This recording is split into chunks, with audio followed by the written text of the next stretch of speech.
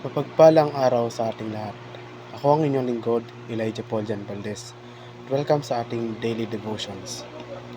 Ang ating verse for the day ay nasa Galatians chapter 5, verse 16.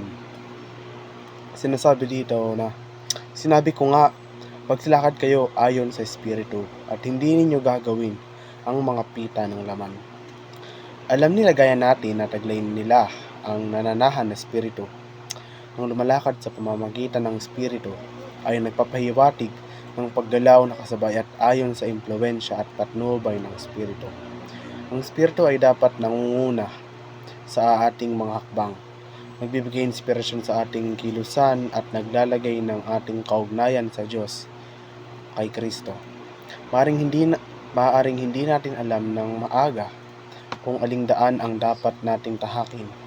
Ngunit sa bawat hakbang ay malalaman natin ang patnubay ng Espiritu at pagkatapos ay lumipat sa direksyon na kanyang pinamumunuan.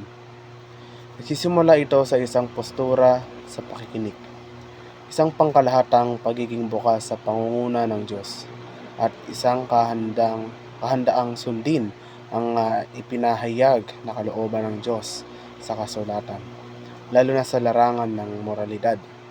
Isinunod ni Pablo na sinasabi ko, lumakad kayo ayon sa Espiritu at hindi niya pagbibigyan ang nasa laman, sapagkat ang mga pagnanasa sa laman ay laban sa Espiritu at ang pagnanasa ng Espiritu ay laban sa laman, sapagkat ang mga ito ay magkasalungat upang pigilan kayo sa paggawa ng bagay na nais ninyong gawin.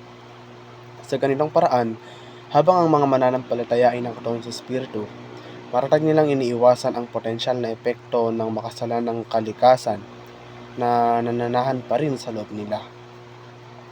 Hindi sa walang ibang negatibong impluwensya ang kanilang buhay na hahamon sa kanila.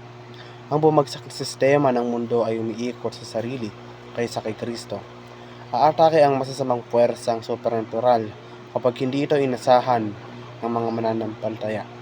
Ngunit habang natututo silang lumakad ayon sa Espiritu,